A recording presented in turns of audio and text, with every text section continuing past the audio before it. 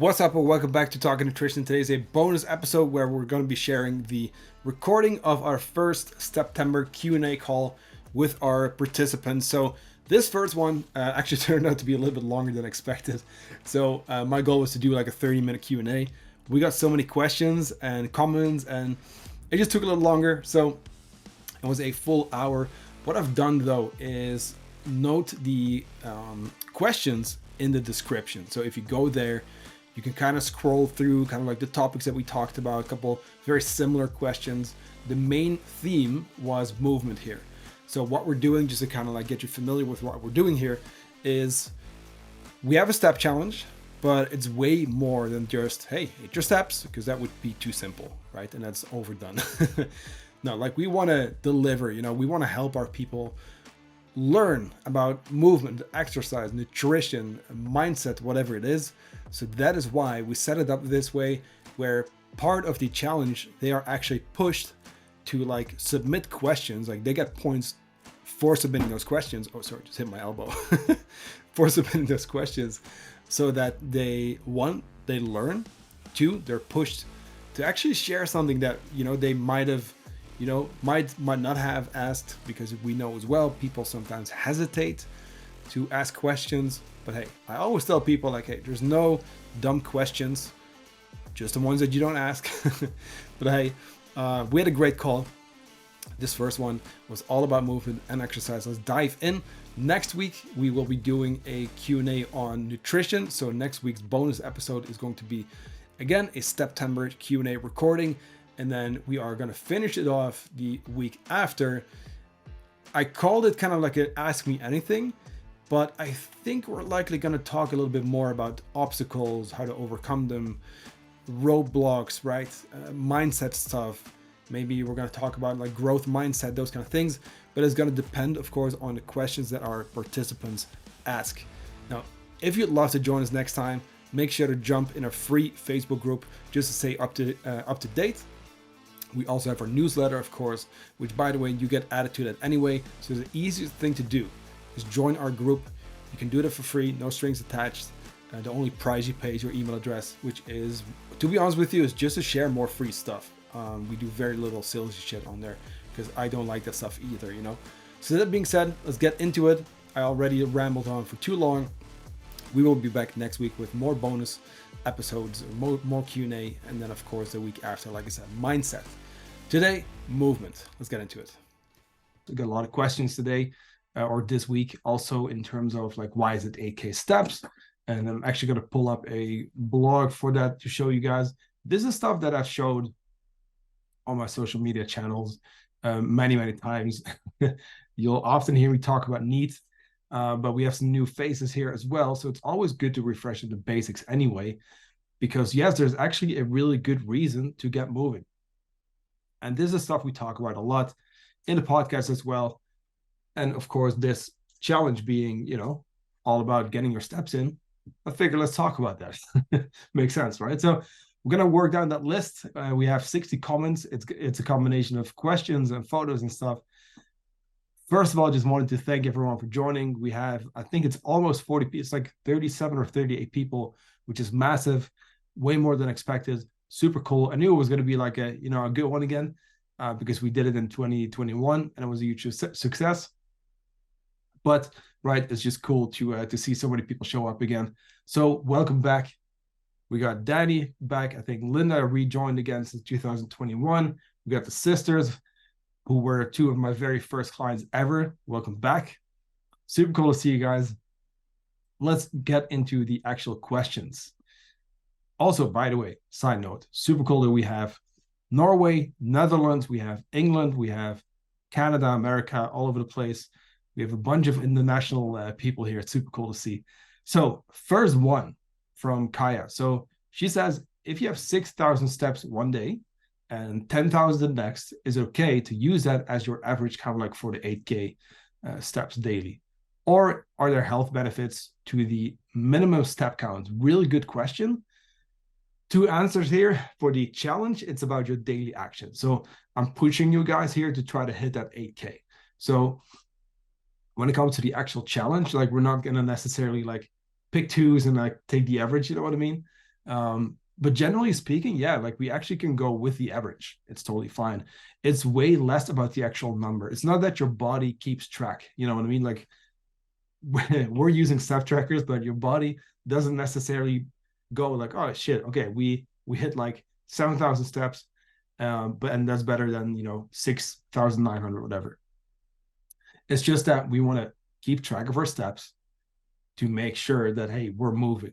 And I will say this too, like after a while of tracking your steps, especially once we bring people from maybe being at a 2, 3, 4,000 up to 6, 8, 10, whatever, and they kind of stay there, we don't have to keep tracking forever. It's just a tool that we use to look at, okay, well, how much are you moving?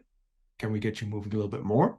Especially in fat loss phases, like it's beneficial to to make sure to keep moving, because your non-exercise activity, your daily movement, which is measured by steps, like that actually counts for 15% of how many calories you burn. Exercise is only 5%. So that's one of the reasons. But let's actually pull this up. So she asked, the 6 and 8K steps. There are benefits to having more, but it's maybe not necessarily about the actual like number, I hope that makes sense. Because in a way it is, in a way it's also not per se. Let me also switch my microphone is all good. Cool. Awesome. So long story short, let me just answer you. Let me just give you a clear answer on that one too. For practical reasons, generally speaking, just go with the average. What we do with our clients too, we look at your weekly average. We have a sheet, we track everything, and we look at the average per day. I will say this, it's likely still good to just kind of like keep moving, because it kind of turns into a habit. It's just something we do, and it's much easier then, because sure, like we could basically average and bring our steps up, by going on a hike for 20,000 steps on one day, but we just want to be active. That's the goal here. Now let me share my screen real quick so I can show you here. So this is a really cool graph. I've used this over and over again in many different posts and podcasts, and so what you'll see here, let me actually go up a little bit. Where is the NEAT percentage? Okay, that's actually a different blog of mine. I wanted to show you this as well really quick now that we're here. Anyway, so when you look at NEAT, you saw it already at the top, but here you go. So non-exercise activity is 15% of how many calories we burn. 70% is what your body just does anyway. It's your organs working, heart beating, breathing, pretty important stuff, right? Like just the bare minimum, that's 70%. That's also why people in a coma, for example, can actually lose weight, even without moving. Now, then we have 15%, that's our NEAT. We track that through steps. And we have TEF, that's thermic effect, digestion. You can kind of influence that by eating a diet high in protein and fiber, but that's kind of it. It kind of goes up and down with how much you eat as well. And then you see exercise only 5%. So one of the reasons we are big on steps is, well, first of all, a lot of people come to us for a fat loss goal, right? So we're going to heavily rely on steps, because we know as much as going on a walk, we could argue that for some people that's kind of like exercise, whatever. But long story short, we're just trying to be active, and this is a big factor there. And let me go back to the other blog, because yes, there is for sure a benefit to getting more steps in. So we see here, this was a study looking at data from a 2020 study, by the way, data from like more, I think it was 4,840 people. And they looked at the mortality rate among adults. And here we see the rate decline like really fast per 1,000. So we see here with no movement. So we see 0, 2,000, 4,000. It's pretty high. And then we see a massive drop towards the 6, 8, 10, 12. It kind of like, it flattens out, So we could be walking more than 10, 12, 14, and it's cool. You're going to be burning more calories, but the health benefits, kind of, you're kind of good with 10, Now, depending on your work, I think 8K would be great already. But just so you know, here we have a really nice visual. And this was the primary outcome from that study. So a drop in all-cause mortality. Meaning, what is all-cause mortality? Death of all cause. pretty cool to see that we can do something basic as get our steps up and lower the risk of death. Sounds very extreme, but like it's really huge for health. Secondary outcome, by the way, in this study was also low risk in cancer as well as low risk in cardiovascular disease. So it's pretty fucking important. Hope that makes sense. Now let me go back to the questions so that I can see. So yes, if you have 6 and you have 10 the next day, technically that's an average of 8. But generally speaking, let's just try to get that average up. For most people, around 8 will be amazing already. 9, 10, I'd say 10 plus if you're in the cut. Let's see, we've got a couple introductions here. And then Nick says, let me see real quick. So he rarely kind of gets his steps in. And it's just personally something I'm currently dealing with too. Like I've dealt with over the last years, really. Like currently I'm sitting, right? I've been working all day. Sometimes I stand, like I can put this thing up and I'm still not walking. So that kind of sucks in a way. Now there are little office treadmills, and some people even have like, stationary bike. I currently don't. I'd like one in the future, but that does come with, the downside of, hey, we need to get our walks in like outside of this.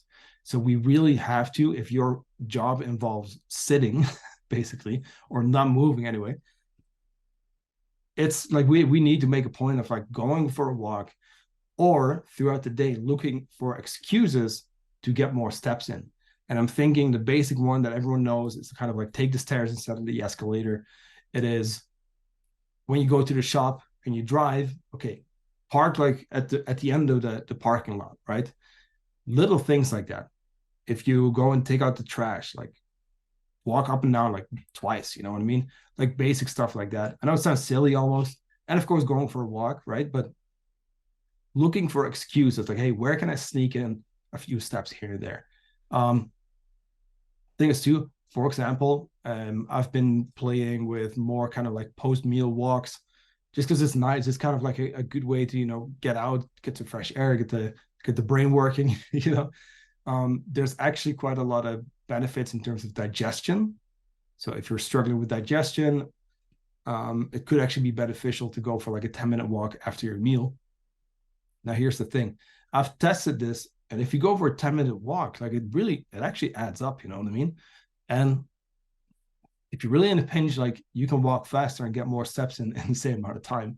That's also something I've been relying on. Not that I'm like speed walking, but like it adds up. Even 10 minutes. It sounds like so little that we're like, well, 10 minutes, like it's not gonna be worth it. Like, no, actually it adds up. Do 10 minutes here if you can, maybe in the morning.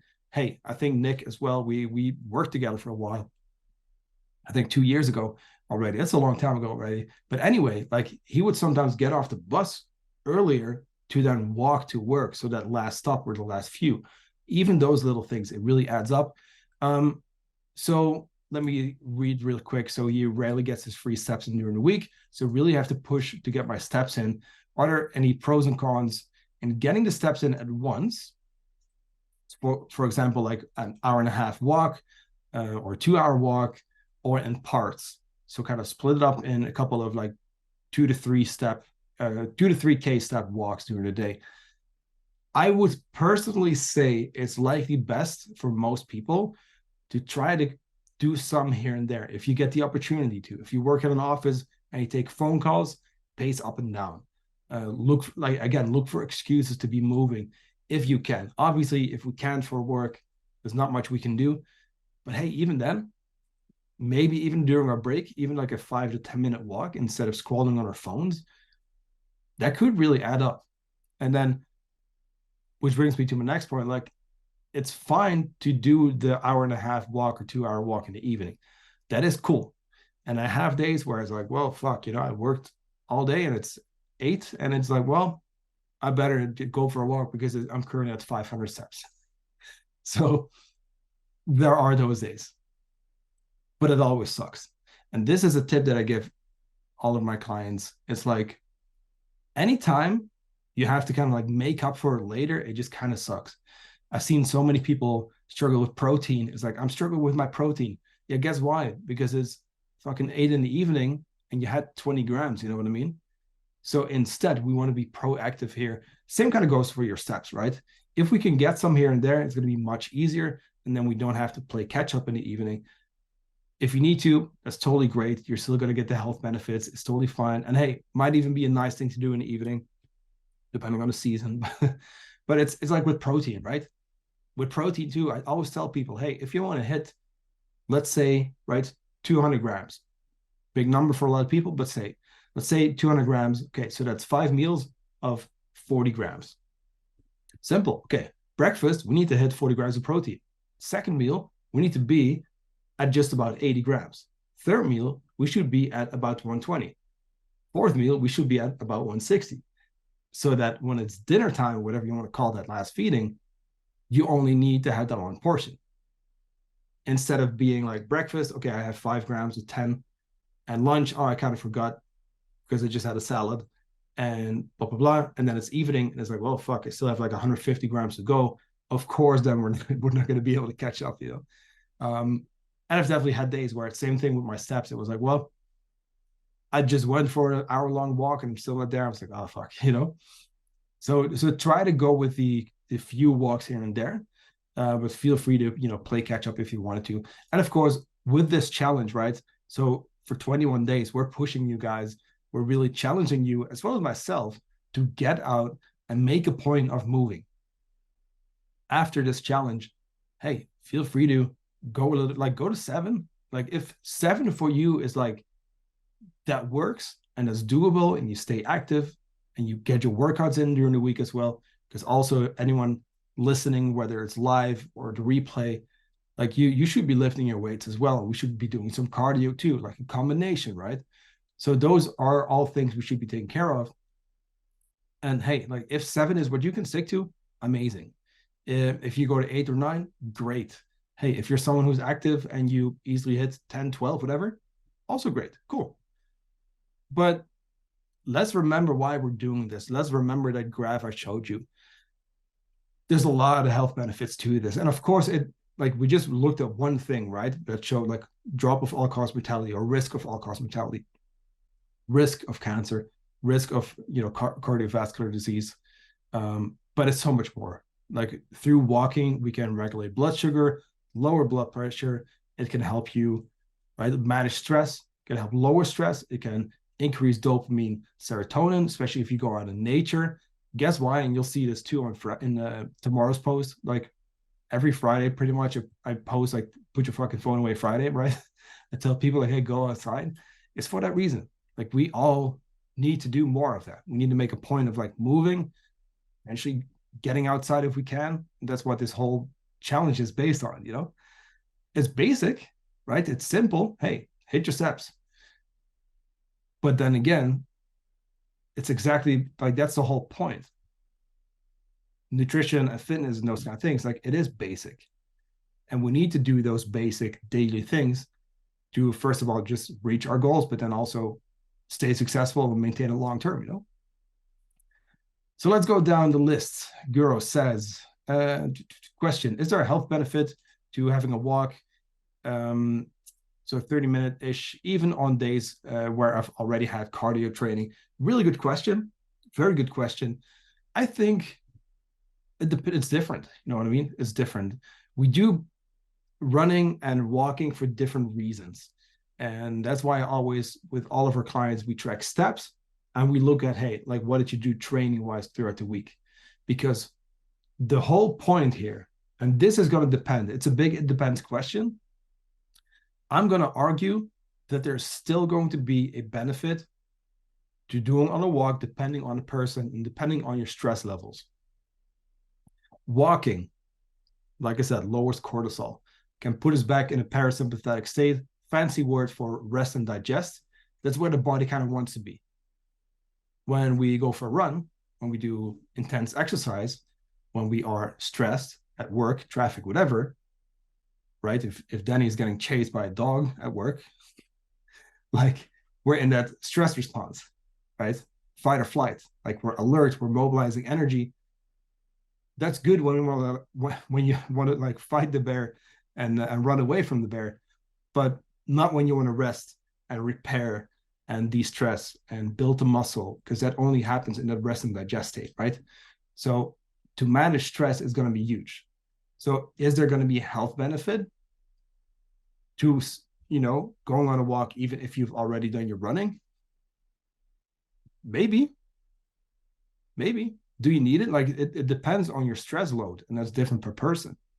I'm always going to tell people like, hey, just get your steps in. Just make sure that it's right, roughly 8, 9, 10K steps.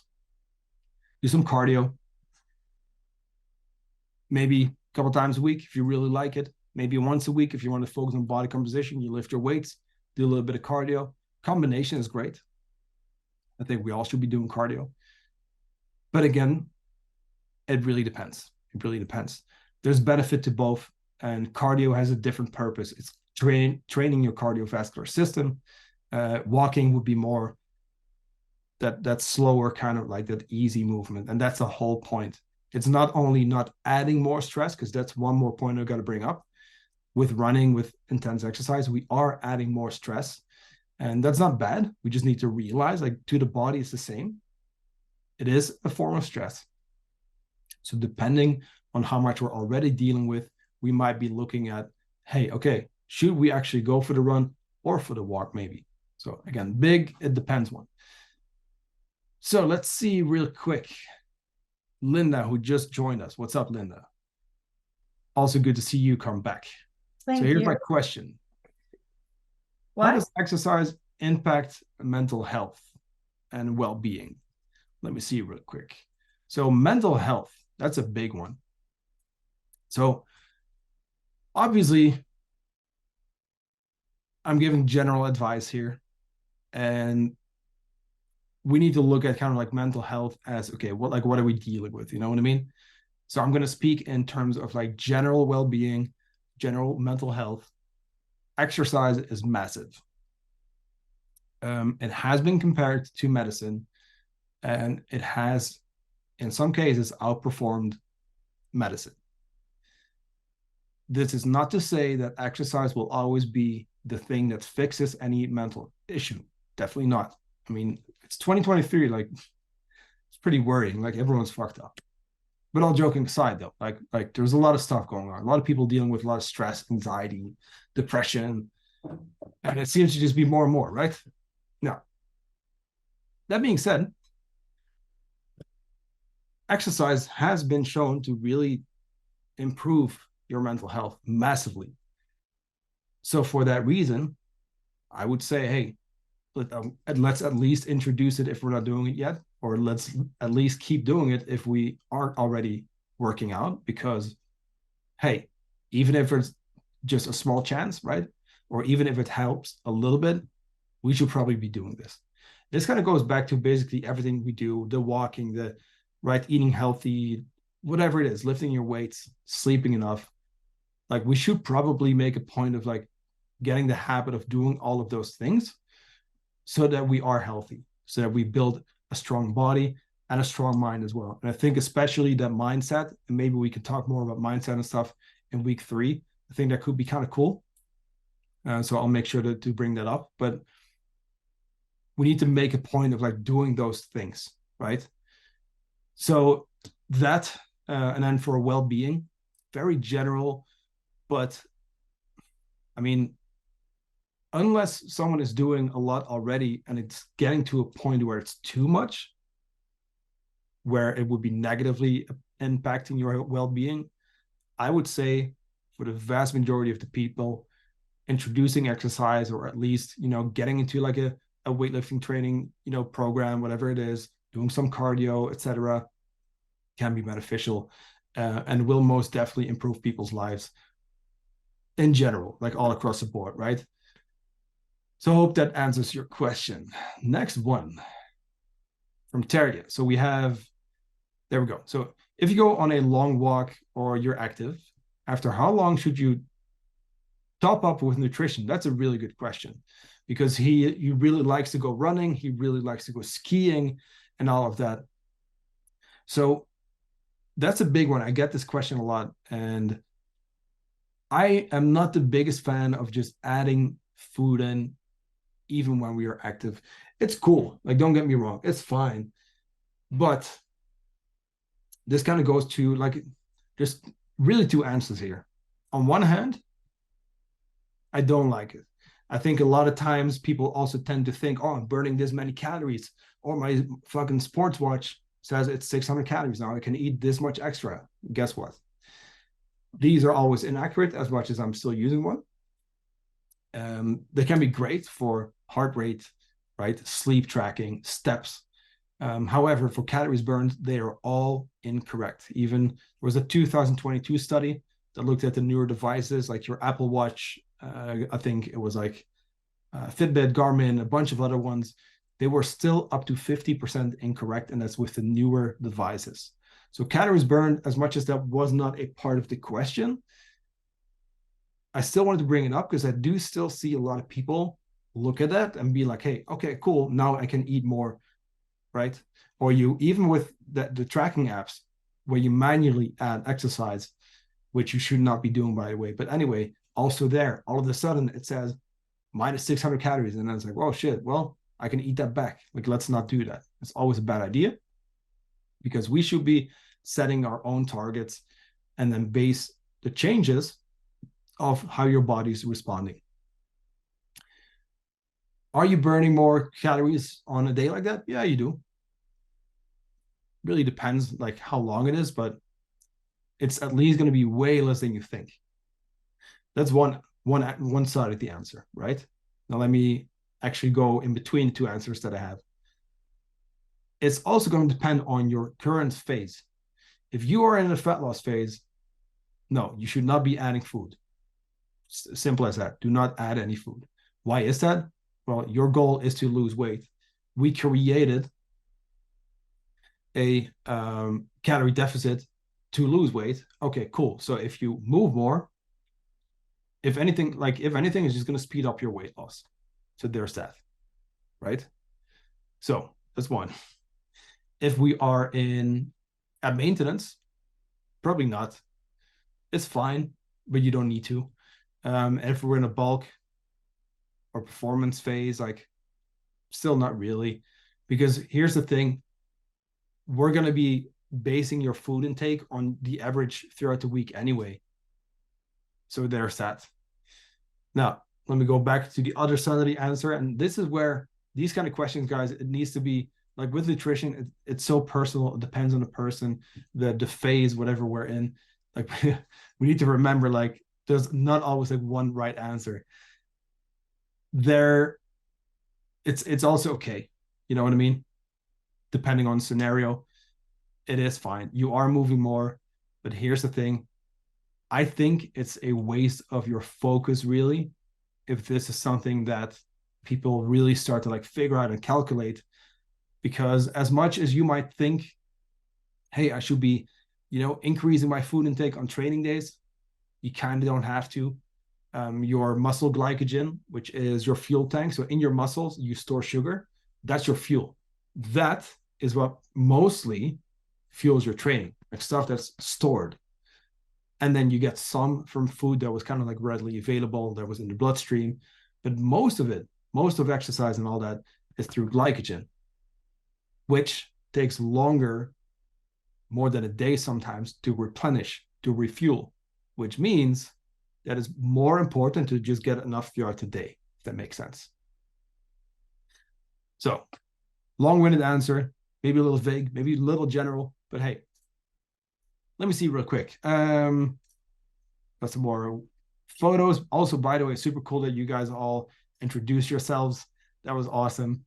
Let me see real quick. Got more photos outside, which is cool. It's also cool to see that you guys are actually posting the photos. I know that when we did Instagram during a few challenges, not everyone was the biggest fan, but here we're like all within the community, Okay, cool. So we got Kim. Question, are we supposed to get 8,000 steps a day, or does it count if we average 8,000 steps for the week? Good question. So it's daily. Normally, and Kim also coaches with me, like normally I say, we look at the average, doesn't matter. However, in this challenge, you get rewarded for your daily action. That's also why this challenge is not like whoever gets the most steps, you know what I mean? Which is what we did the first time. But I wanted to level the playing field and just kind of like make sure that anyone could join and you get rewarded for showing up. And we all try to show up every single day. And if you don't hit it for one day, that's totally great. And you try again the next day. But the goal is to hit 8,000 steps per day.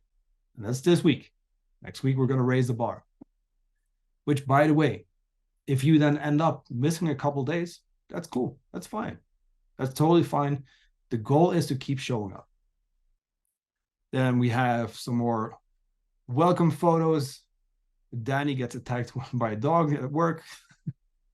Let me see real quick. Extra points for the questions. Awesome. So Jamie has a really good question. So I'm going to count that as on topic because she's like, hey, like maybe it's a little bit off topic.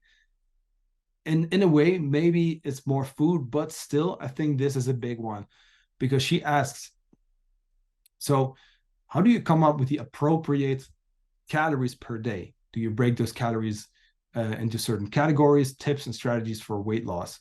Okay, cool. So tips and strategies for weight loss, we can talk a little bit more about towards the end maybe, but figuring out your calories, your maintenance calories, which is the first thing that we do with every client is like, hey, I want to see, like, are you eating enough?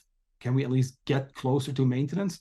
If someone really wants to lose weight and we're looking at, being overweight, it's usually a good idea to maybe aim lower and we just go with a 20% deficit based on their expected maintenance, which we can calculate. And then we see. Because here's the thing, we can calculate it. We do as well with the Mifflin-St. Jean equation. And if you go to my website, there's a calculator too, which is based on that calculator. However, here's the thing, it's a formula. It's a formula, you get an estimate. It doesn't have to be super accurate. It can be off because it's an average. Once again, you could be below or above the average. We don't know that. There's actually no way to figure out calories burned. There is no way to figure out calories burned outside of a lab setting. Not with a fitness tracker, not with any app, not with any machine at the gym. So however many calories, the treadmill or the bike says that you're burning, it's all inaccurate. We could only do that in the lab. And the same goes for figuring out your maintenance calories. So that being said, what I do is we calculate it.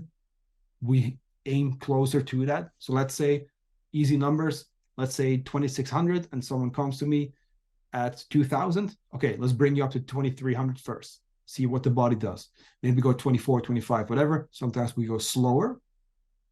And then we see, okay, you're losing weight. Okay, cool. Well, let's kind of stay there as we build habits, right? So it is a process. So track your food intake, like start there, track your food intake, track your steps, and then your body weight. So obviously, right, activity is going to play a role here. Let's see real quick. And we have Christian, we have Caroline, what's up? A lot of people going out in nature, which is great. Let me see. A lot of photos. Okay, we got some more questions. Okay, Danny says, my question for this first week is actually one, not just for Johan to answer, but for everybody in this challenge. Since it's about holding each other accountable and motivating each other to get our steps in, what's the main thing in your daily life that keeps you from exercising and getting those steps in? Ooh, that's a good one. He says, for me, it's the problem of letting myself be lazy. I can linger behind my PlayStation forever. And since I have no structure for sleeping and waking due to my job, I have no problem with sleeping in and doing nothing all day. It's tough, man. I feel like we all have those moments. I for sure do. I'm in a very heavy work season of life. And right, I really have to make a point of like scheduling, like it's in my calendar, right?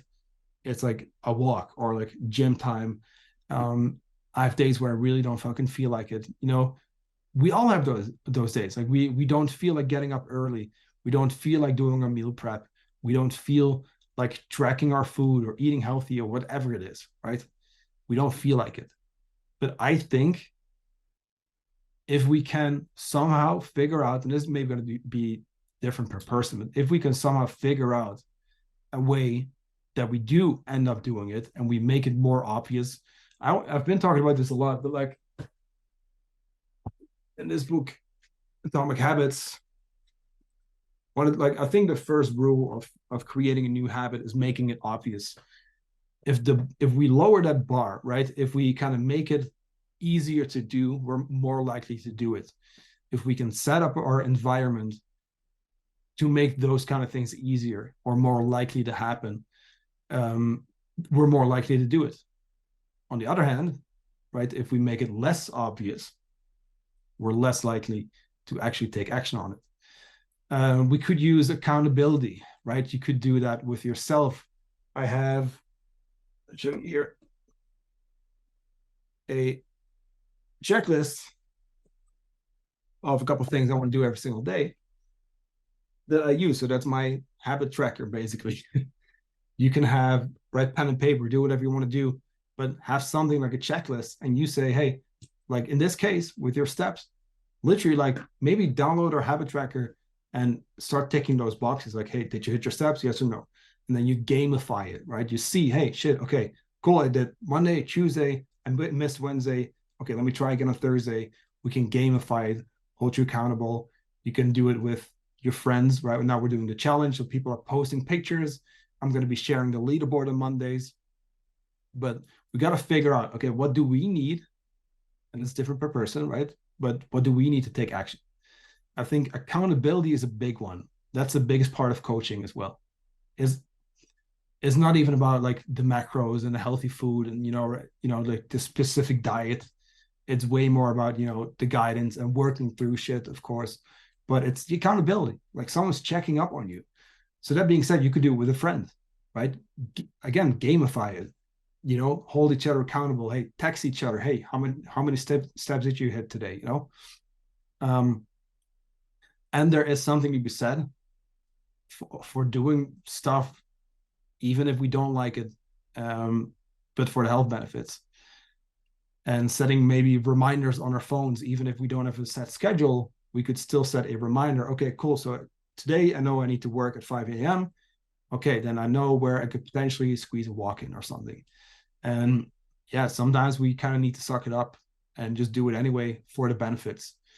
I've had this talk a lot with a few people recently about eating vegetables. A couple of people just don't like it. And that's pretty common, to be honest with you. Like people join us and sometimes we really have to get into eating veggies. Okay, well, we can't really get around them. We need them. Everyone needs to eat their fruit and veggies. Okay, cool. Now, that being said, let's just suck it up. And let's say, okay, what do we hate less? What do we hate the least? Let's try to do that, at least for those benefits, not just for ourselves, but also for setting the example for the people around us. And then, hey, maybe once we get into that healthy eating or we get into the moving and we do it more often, all of a sudden it becomes part of who you are, what you do, and then it's easier. And then we don't need that motivation anymore because it becomes a habit, right? That we talked about earlier. So, yeah, again, find ways to make it easier, find excuses to do it anyway, right? Use a timer, say, hey, I'm gonna play PlayStation for this long, whatever it is. But yeah, it's about creating that discipline, which is, I mean, it is tough. You know what I mean? We all have moments where we are not motivated. But let me say this: when we are not motivated and we still do it, that's when you really create that change, right? And that's when it really counts. So again, let's do it for the right reasons. Yeah, and basically say fuck motivation because we can't rely on it anyway. Motivation shows up when it's already going well, kind of thing. Okay, so next one from Annalisa. She says, when are you focusing on strength training and building muscle? When you are focusing on strength training and building muscle, how should an optimal week look like? Should you focus only on the upper body for a full week and then lower body for the next week? Or should you have a mix and stick to the same each week? Great question. So let me start with the first part of the question. When you are focusing on strength training and building muscle. Okay, cool. So strength training and building muscle are kind of two different things. We can do both for sure. But where strength is mostly the 6 to 8 rep-ish range, where we go heavy, right? We want to go heavy to build strength. Building muscle is maybe more, I mean, technically is anywhere between like 8 to 30 reps. But for most people, 12 to 15 to 20, like that kind of rep range, that will be building muscle. So we can have a combination. It's also called power building. But when you are trying to build muscle, I know she's in a muscle building phase. What would it look like? I would say training the full body. Because here's the thing, when you only do upper body for a full week, you're going to do a lot of upper body, which means that maybe by the end of the week, your workouts are not going to be that great. Like recovery is not going to be that great, right? We might still be training, but you're not going to really get, out of it what you could. On the other hand, right, that next week, if you are going to only train lower body that next week, you're going to need a wheelchair. So what I prefer is say, okay, let's do either way, upper and lower, right? So it's like we can't train legs like every single day, you know what I mean? So maybe do upper, lower, rest day, upper, lower, for example, if you train 4 times a week. Maybe you want to do push-pull legs, upper, lower. There's different ways to split it, but I would hit every single muscle group throughout the week. I'd say for muscle building, ideally maybe 5 times a week. Was there anything else there in the questions? Mixing it. Yeah, I think that it's likely best for people to have an actual workout program where you can focus on progressive overload, which is where you can continue to challenge the muscle. That's the goal. You lift a weight and all of a sudden, like after a couple of weeks, it's like, it's light. You know what I mean? Okay, then you add more weight to the bar or you do more reps. That's kind of what you want to do. And if we are doing random workouts, we don't really have anything to track and we don't necessarily know if we are actually moving forward, if that makes sense. And that's why bodybuilders train like that. I'm not saying that everyone needs to be a bodybuilder and get on stage, but we can learn from the people who, like, literally their goal is to get as jacked as possible. Like if they train like that and our goal is to build muscle, okay, we can take something from that. You know what I mean? So yeah, I'd say 4 to 5 times a week for most people.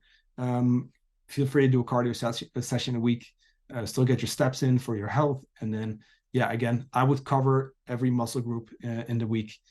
And then the split you're going to go with, like there's so many variations there and options. There's not one answer for that. Alex says, question for cardio or about cardio. Can it be bad for a woman in perimenopause/menopause, or are weights better for us? Big it depends one. Here's the thing. So I would say that cardio can become an issue if stress is already high. Cardio, as much as it's great, high amounts of cardio, it's very stressful on the body. It's stress, it's hard on the joints also, but it's a lot of stress. And that's okay. It's not making it bad per se. But we all have what's called the allostatic load, which is it's our overall stress load. And if that adds up and it keeps adding up, we're going to be full at some point and it's too much. And if the body is continuously under stress, we're going to run into issues with blood pressure, so much digestion. I have a infographic here, which was really cool. I can maybe share that in the group, but stress is not bad per se. It can push you to become better and more resilient. However, if it keeps adding up and it's chronic, we get sick and it's not a good thing. So it depends. I would say if stress is really high already, or maybe just in general, I would just do some low intensity cardio, maybe some walking, maybe, stationary bike. Low intensity cardio is going to be a great option there. And then I would build and lift weights to build muscle. Yeah, I would lift weights to build muscle because it's massively underrated. First of all, for health, we are going to have a harder time as we get older. It becomes more difficult to build muscle. We're also going to have to eat more protein to do the same amount of work. Like your body requires more amino acids then. So it's over time, it's going to become more and more difficult to build muscle. So that being said, weightlifting is not just something that's going to make us look good. Like it's essential and it's our responsibility. because we're going to need that muscle for health. It's good for your hormones, for your metabolism. And guess what? You probably want to be the grandpa or grandma who is actually able to run around with, the grandkids, right? And who can get up when they fall down. We don't want to be those fragile little like old ladies or men, No, we want to be strong. And that's the stuff that we're currently working towards already. And I think sometimes we forget, like we think short term, even like months, years, whatever. But like, hey, let's think 10, 20, 30 years from now. Like you want to be resilient and strong and healthy, and muscle is going to do that for you. So yeah, absolutely should be lifting weights and then a little bit of cardio, I'd say. Now, let's see. I think we are almost there. We got a lot of stuff, and this already was a little bit longer than expected. But hey, a lot of good questions. So either way, the replay is always available, guys. So Ben says, what's up, Ben? Welcome back. When I'm not getting my steps in over the day and I go to the gym in the evening, are these steps from the cardio training also counting towards your normal steps? My problem is that sometimes I have like 20K steps at work, and then the other day maybe 3. And then on these days I go to the gym and do some cardio to get to your 10K. I think that's great. Hey, what I'm looking at is, hey, if you're hitting 20K one day and 3, and then you're doing some cardio some other days, that's totally great. It is about the average. I would just say that in this challenge, right, you actually want to get your 8K at least this first week. So there's that. But generally speaking, yeah, no, that's totally great. Gary says, anyone else playing Pokemon while going for walks? I used to, actually. There's a lady down the street, and I always see her with a tablet and a phone, and she uses both. She always walks around here. No, I used to do that, actually. It's kind of fun, actually, to be honest with you. Full transparency there. And I'm sure that more people in this group have done that as well. Then next one. So Gary says, real exercise / movement question, which is not Pokemon related. Any recommendations for timing and snacks before or after movement? It's a really good one. Big, it depends question. I would say, generally speaking, I think snacks are a little overrated. I want to first see what we are having in terms of meals. This may be more nutrition, but I would say let's make sure our meals are dialed in first, and we have big meals. We have a good amount of food, protein, carb, fat, color. Then when that's dialed in, feel free to have something extra. It is totally cool. And of course, with me saying that snacks are a little overrated, like I don't mean that they're bad. It's just that, hey, let's look at the meals first. And then if we want to have an extra snack, especially on maybe like a hike, like for example, like what Terry says, yeah, trail mix, piece of fruit, right? Those kind of things can be great. And of course, some water, to go with. Jessica says, why 8,000 steps? Why 10K? Why are those the magic numbers? Yeah, so we showed you that in the beginning of this call, maybe just in case, because I'm not sure if everyone's watching the whole thing. So just in case, guys, I'm going to pull up real quick again. So we have this graph here, really cool study, 2020, that looked at over 4,800 people. And this is the mortality rate among adults. And you see that the risk of all-cause mortality has a massive drop towards the 6, 8, 10, 12 kind of K range. So I'd say 8 to 12 is like that sweet spot. More is fine. You're going to be burning more calories, but it's not necessarily going to be more healthy for you. But in that same study, right, they saw a massive drop in cancer rates as well as cardiovascular disease. So that is why the 8 and 10K steps are definitely worth aiming for. Cool thing is, though, I think it was it was a long time ago. I want to say either in the 1996 or 1960s. I forgot what it was. I think might even been the 1960s. But anyway, unimportant. Long time ago, it was a Japanese step tracker manufacturer who actually came up with kind of like that 10K. Like their brand name was actually 10K in Japanese. And they kind of made that a thing. But this is before those studies, And then Fitbit later on in like the 2000s, whatever, kind of took that and ran with it and then turned that into like a worldwide thing. So for a while, and this is a quote I've heard, or, a comment I've heard from a lot of people, where it's like, yeah, it's just marketing. It's just, yes, it originates in marketing, But now we have a lot of studies to show that, hey, there's actually a lot of value to that. And by the way, too, guys, we're humans. As much as these days we live very sedentary, we're supposed to be moving. We are made to move. You know what I mean? We're not made to sit behind a desk. And I'm doing this, right? So I'm not talking shit here, but like as human beings, like we're supposed to be moving. We do better when we move. Like we feel healthier. We feel just better in general when we move. So we need to make a point of doing that as well. And that's why we do this whole challenge. So,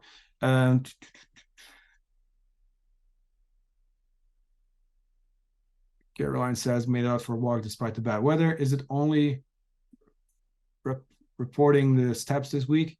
Yeah, so daily, yeah. And then your weekly bonus points is, once a week, basically. So one photo and one question per week. And I think that's almost all of them. Let me see real quick. Catherine says, we just say that all steps count the same. Is 8K jogging the same as 8K steps walking on a busy day at work? Or is the one over the other? Yeah, really good point.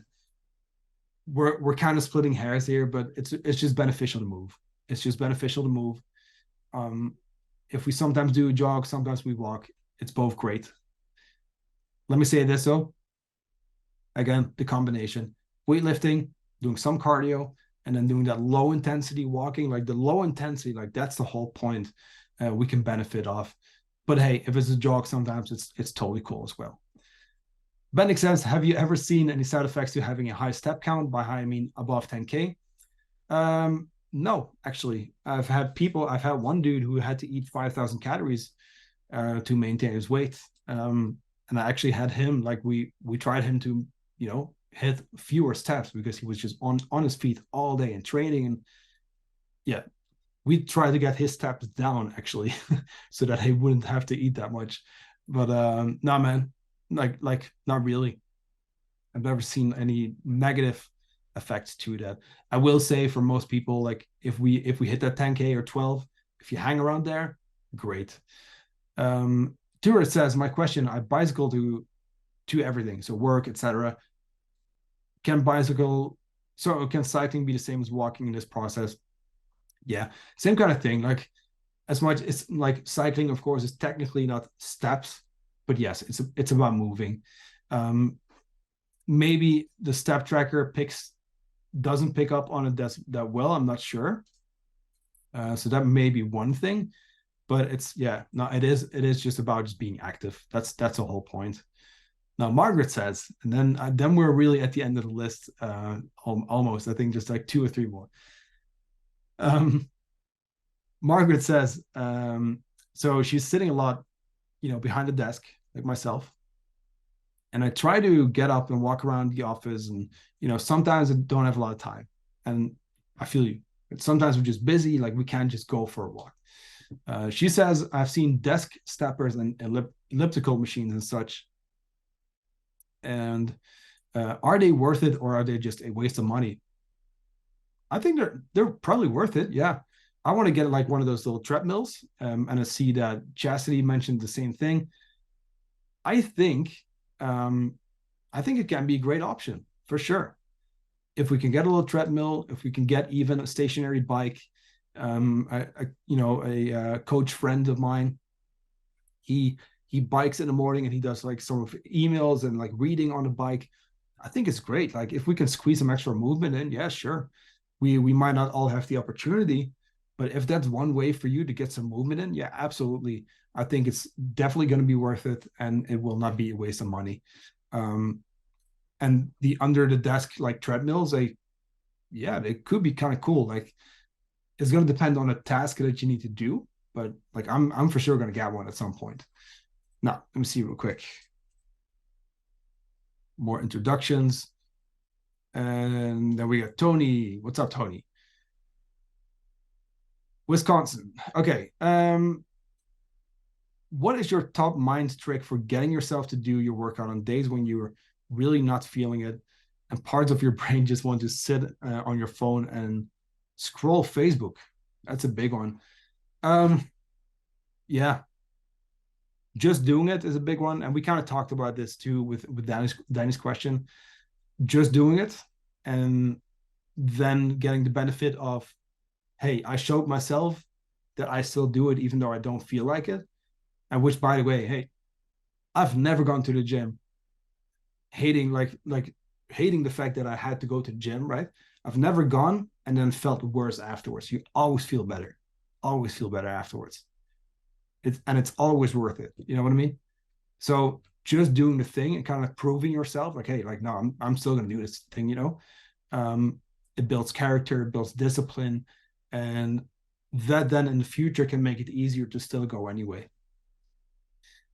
Let's see, and we have our last question for for today from Ellen. She says, to build muscle in volume, is it best to train strength training with fewer reps and heavier weights, or a little bit slower, or sorry, lower weights and then doing more reps? Yeah, so answered this earlier. So you want to build strength, you want to go lower reps, heavier weights.